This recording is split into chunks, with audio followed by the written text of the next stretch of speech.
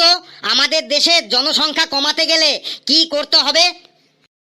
একদম simple sir, আমাদের দেশের জনসংখ্যা কমাতে গেলে ছেলেদের সাথে ছেলেদের আর মেয়েদের সাথে মেয়েদের বিয়ে দিতে হবে স্যার। বাপ রে বাপ! আরে পটাই যে, সকালবেলা সেজে গুজে কোথায় যাচ্ছিস? ইন্টারভিউ দিতে, ইন্টারভিউ। এটা দিয়ে তোর কত নম্বর ইন্টারভিউ হবে? 257টা।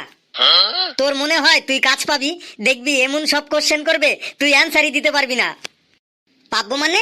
এবার আমি একদম জয়েন লেটার নিয়েই ঘরে ঢুকবো, আর যদি আমাকে উল্টোপাল্টা কোশ্চেন করে না, আমিও এমন উল্টোপাল্টা অ্যান্সার দেবো যে ইন্টারভিউ নেবে তার একদম মাথা আমি নষ্ট করে দিয়ে আসবো। তো কিসের চাকরির ইন্টারভিউ শুনি? সেটা আমি নিজেও জানি না চাকরিটা কিসের, পেপারে দেখলাম ইন্টারভিউ আছে তাই রেডি হয়ে চলে যাচ্ছি। বেশ দেরি করা যাবে না, টাইম হয়ে গেছে, পরে তোর সাথে কথা হবে। বেশ সাবধানে যা, উল্টো পাল্টা অ্যান্সার দিয়ে তারপরে আবার মার খেয়ে না আসিস। ওকে ঠিক আছে। যা যা, তুই যে কি জয়েন লেটার আনবিস তা আমার জানা আছে। নেক্সট ক্যান্ডিডেট কে আছেন? চলে আসুন। আসছি স্যার। আসুন। বসছি স্যার। হ্যাঁ বসুন। ঠ্যাঙে গু স্যার। কি বললেন? ঠ্যাঙে গু তার মানে? আমি ঠ্যাঙে গু কোথায় বললাম? আমি বললাম থ্যাংক ইউ। আচ্ছা আচ্ছা, আমি কিন্তু ইয়ার কি একদম পছন্দ করি না। স্যার আমিও না। আপনার নাম? স্যার আমার নাম পেন্ডুরাম এন্ডুকারি ঝান্ডুবাম গুন্ডামারি পট্টাই, আপনি শর্টে পট্টাই বলেই ডাকতে পারেন। কি নাম রে বাবা, বাপের জন্মেও শুনিনি তো। মিস্টার পটাই, আমি কিন্তু ইয়ার কি একদম পছন্দ করি না। স্যার আমিও না। এই দরখাস্তটা আপনার? হ্যাঁ স্যার।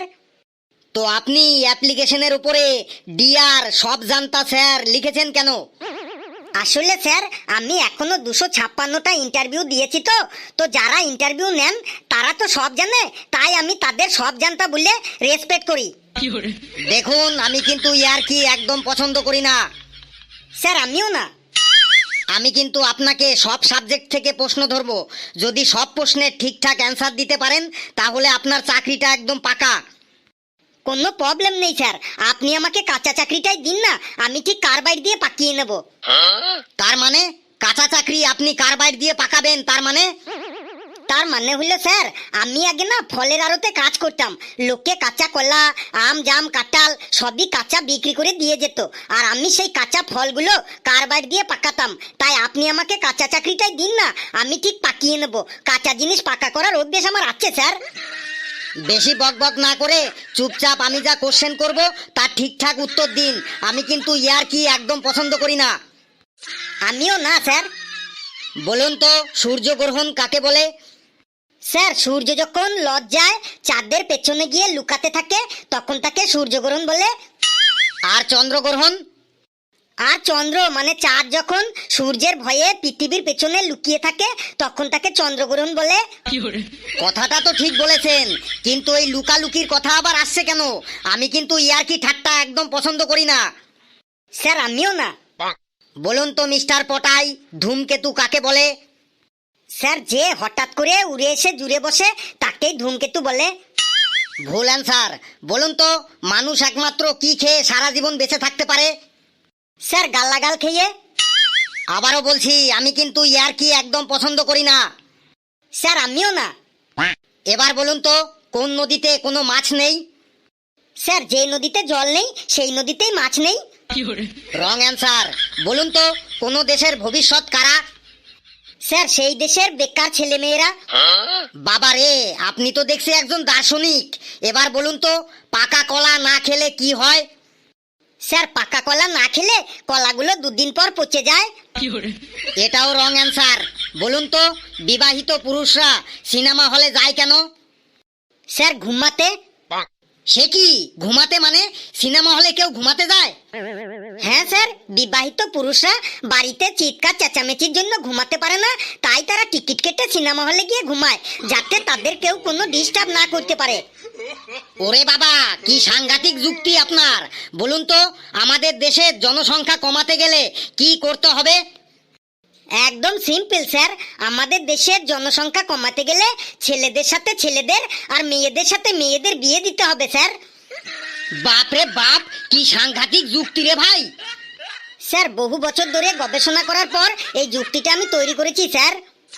সে আপনাকে দেখেই বুঝতে পারছি আপনি একটা পাক্কা বুনো ওল।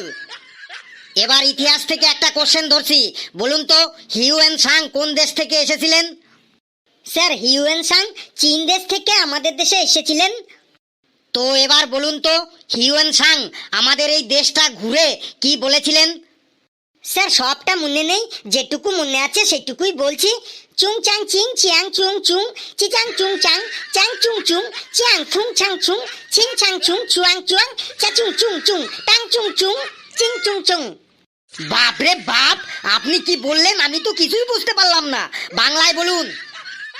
বাংলায় কি করে বলবো স্যার? হিউয়েন সাং যখন বলেছিলেন তখন তো উনি চাইনিজ ভাষাতেই বলেছিলেন, আর আমি তো ওই ভাষাতেই বললাম স্যার। আপনি চাইনিজ জানেন না, এটা কি আমার দোষ বলুন? তুমি তো দেখছি শুধু একটা বুনো ওল না, তুমি বাঘা তেঁতুলও বটে। এবার জীবন বিজ্ঞান থেকে প্রশ্ন ধরছি, তুমি কি জানো আমাদের পূর্বপুরুষ বাদর ছিল? সত্যি স্যার, আপনাদের পূর্বপুরুষ বাদর ছিল? এই জন্যই তো আপনার চাউনিটা না বাদরের মতোই লাগছে। কি আজে বাজে কথা বলছো? আমাদের সবার পূর্বপুরুষই একসময় বাদর ছিল, তুমি জানো না? সববারটা জেনে লাভ নেই, আপনারটা জেনে গেলাম এটাই অনেক বেশি। আমি এখন বাইরে গিয়ে সবাইকে বলে দেব যিনি আমাদের ইন্টারভিউ নিচ্ছে তার পূর্বপুরুষ বাদর ছিল, মানে উনি বাদর বংশের লোক।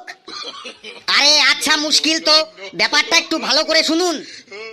আর শোনাশুনির কিছুই নেই, আমি বাইরে গিয়ে সবাইকেই বলে দেব। যান, বলুন, আপনার চাকরিটাও তাহলে আমি আটকে দেব। সে আমার চাকরি আপনি আটকান আটকান, তাতে আমার কোনো যায় আসে না। আমি সবাইকে বলে দেব আপনার পূর্বপুরুষ বাদর ছিল। এই এই সিকিউরিটি, সিকিউরিটি কোথায় গেলে? ওকে ধরো ধরো, ওকে ধরো। বাবারে কি বিচ্ছু, কি বিচ্ছু!